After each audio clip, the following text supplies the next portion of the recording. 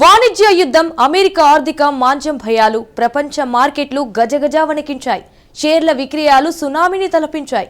దీంతో మార్కెట్లను కొద్దిసేపు మూసేయాల్సిన పరిస్థితి నెలకొంది.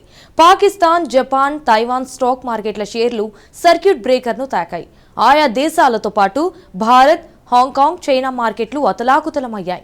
దెబ్బకు లక్షల కోట్ల రూపాయల సంపద ఆవిరైపోయింది. ఇది కేవలం మాత్రమేనని నిపుణులు చెప్తున్నారు. అసలు సినిమా ఏప్రిల్ 9 నుంచి మొదలు కానున్నట్టు చెప్తున్నారు. అయితే ఏప్రిల్ 9న ఏం జరగబోతోంది? మార్కెట్లు ఎందుకు కుప్పకూలాయి? ట్రంప్ సుంకాల ప్రకంపనలు ఆగవా? ప్రపంచాన్ని అమెరికా అధ్యక్షుడు ఆర్థికంగా ముంచేస్తాడా? What's the story?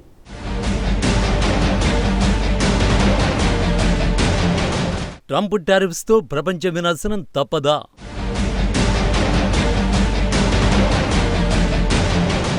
ఆసియాపై Donald Trump చావుదెబ్బ కొట్టాడా?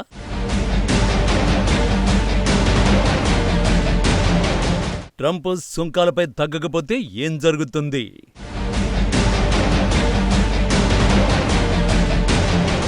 ప్రపంచ స్టాక్ మార్కెట్లపై అమెరికా అధ్యక్షుడు డొనాల్డ్ ట్రంప్ దాడి కొనసాగుతోంది.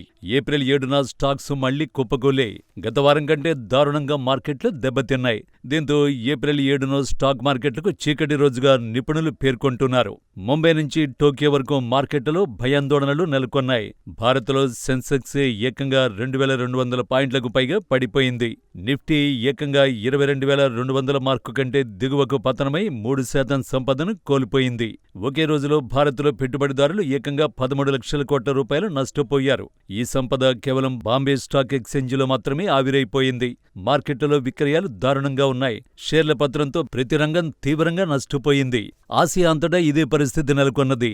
జపాన్ స్టాక్ మార్కెట్ నిక్కాయ్ 8% పైగా పతనమైంది. తైవాన్ స్టాక్ థాయిఎక్స్ ఏకంగా 10% సంపదను కోల్పోయింది. ఈ రెండు మార్కెట్లలో షేర్ల పతనం సర్క్యూట్ బ్రేకర్లను తాకింది. సర్క్యూట్ బ్రేకర్ అంటే స్టాక్ ధరలు విపరీతంగా పెరిగినా లేదా అట్టడుగు స్థాయికి పడిపోయినా మార్కెట్లు మూసేస్తారు. ఎందుకలా చేస్తారంటే పెట్టుబడిదారుల్ని రక్షించేందుకు. ఏదైనా నిర్ణయం తీసుకునే ముందు ఆలోచించడానికి కొంత సమయం ఇవ్వడాన్నే సర్క్యూట్ బ్రేకర్ అంటారు. సో ఆ రెండు మార్కెట్లు తీవ్రంగా దెబ్బతిన్నాయి. అందుకే షేర్ల విక్రయ సునామీని ఆపేందుకు ట్రేడింగ్ నిలిపేశారు.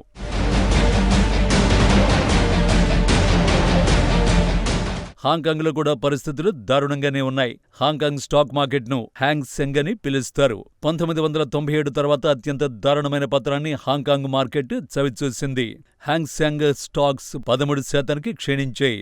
ఇది అత్యంత దారుణమైన పరిణామం. చివరికి హాంకాంగ్ స్టాక్ మార్కెట్ను అదుపు చేయడానికి చైనా తన ఖజానా నుంచి డబ్బును ఇవ్వాల్సి వచ్చింది. అంటే మార్కెట్ను స్థిరంగా ఉంచేందుకు కొన్ని వాటాలను చైనా కొనేసింది. మార్కెట్లో ఘోరమైన పతనానికి, భయానక పరిస్థితులకు కారణం డొనాల్డ్ ట్రంపే.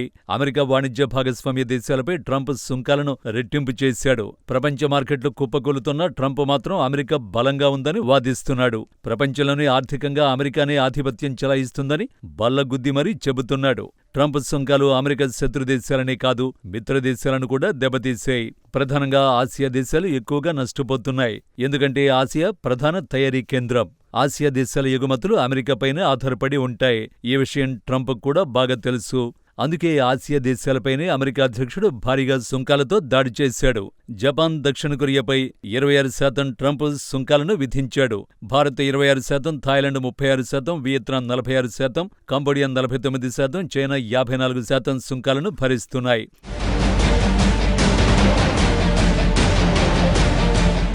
స్పష్టంగా చెప్పాలంటే ట్రంప్ సుంకాలతో ఆసియా దేశాలపై చావుదెబ్బ కొట్టాడు. ఆయా దేశాల ఆర్థిక వ్యవస్థలు తీవ్ర ఒత్తిడికి గురవుతున్నాయి. అమెరికా అధ్యక్షుడి సుంకాలతో సొంత దేశం కూడా విలవిలలాడుతోంది. అమెరికన్ పెట్టుబడిదారులు ప్రమాద కంటికల్ని మోగిస్తున్నారు. అగ్రదేశంలో ఆర్థిక మాంద్యం భయాలు వణికిస్తున్నాయి. అమెరికన్ టాప్ బ్యాంకులు అశుభ సంకేతాలనిస్తున్నాయి. తాజాగా పెద్దన్న దేశంలో మాంద్యం వచ్చే ఛాన్స్ 45% ఉందని గోల్డ్మన్ సాక్స్ వెల్లడించింది. గత వారం మరో టాప్ బ్యాంక్ జేపీ మోర్గాన్ కూడా ఇలాంటి హెచ్చరికలే చేసింది. అమెరికాలో మాంద్యం వచ్చే ఛాన్స్ 60% ఉందని జేపీ మోర్గాన్ తేల్చేసింది. అందుకు ట్రంప్ సుంకాలే కారణమని ఆ రెండు బ్యాంకులు నిందించాయి. అమెరికా ఆర్థిక వ్యవస్థకు ట్రంప్ సుంకాలు ప్రమాదకరంగా మారుతాయని క్లారిటీ ఇచ్చాయి. ఆ బ్యాంకుల సంగతి పక్కన పెడితే మార్కెట్లే పరిస్థితికి అద్దం పడుతున్నాయి. అయినా కానీ ట్రంప్ మాత్రం అమెరికా ఆర్థిక మాంద్యం భయాలను అంగీకరించడం లేదు. వ్యాధి నయం కావాలంటే ఔషధం చేదుగా ఉన్న వేసుకోవలసిందేనని ట్రంప్ చెబుతున్నాడు. ఇప్పుడు అమెరికా ఆర్థిక వ్యవస్థ కూడా ఔషధం తీసుకోవాలని సూచిస్తున్నాడు. అమెరికా ఆర్థిక సెక్రటరీ స్కాట్ బెస్సెంట్ కూడా ట్రంప్ సుంకాలను సమర్థించాడు. ఆర్థిక సెక్రటరీ అంటే ఆర్థిక శాఖ మంత్రి అన్నమాట. సో అమెరికాలో ఆర్థిక మాంద్యం అసాధ్యమని స్కాట్ తేల్చేశాడు.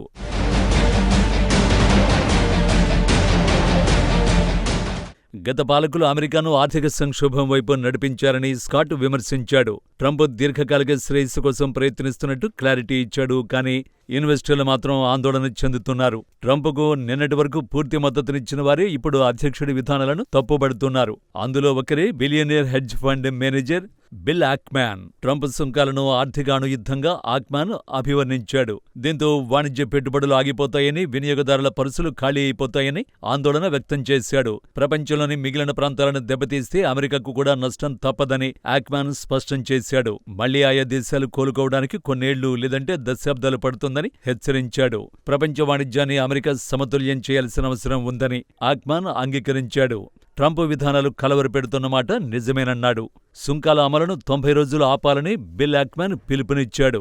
ఈ సమయంలో అమెరికా వాణిజ్య భాగస్వాములు చర్చలు జరిపి సెటిల్మెంట్ చేసుకోవాలని సూచించాడు. లేదంటే పరిస్థితులు తీవ్రంగా ఉంటాయన్నమాట. జామీ డైమండ్ సైతం బిల్ ఆక్మాన్ ఆందోళనల్ని సమర్థించాడు. జేపీ మొర్గాన్ చేజ్కు జామీ డైమండ్ చైర్మన్ గా వ్యవహరిస్తున్నాడు. అమెరికాలోని అతిపెద్ద బ్యాంక్ జేపీ మొర్గాన్ ట్రంప్ సుంకాలతో అమెరికాలో ధరలు పెరుగుతాయని జామీ డైమండ్ హెచ్చరించాడు.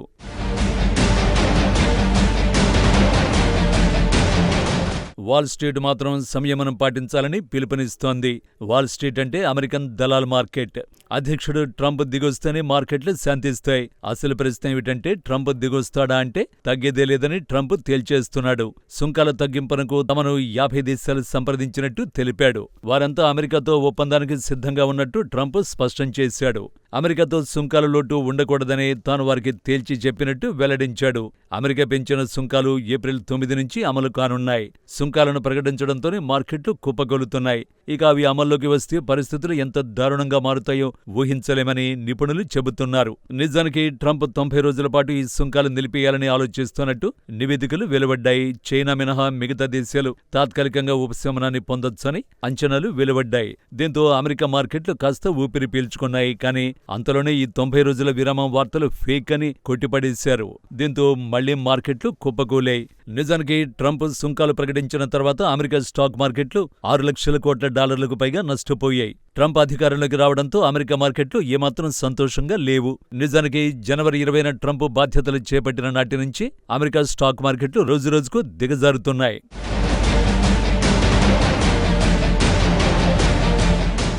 జనవరి 20 నుంచి ఇప్పటి వరకు అమెరికా మార్కెట్లు $11 లక్షల కోట్ల కోల్పోయాయి. అమెరికా పరిస్థితి ఆసియాలోనూ ప్రతిబింబిస్తోంది. ఆసియా మార్కెట్ కూడా భారీ నష్టాలు మూటగట్టుకుంటున్నాయి. ఇక యూరోప్ పరిస్థితి కూడా అంతే దారుణంగా ఉంది.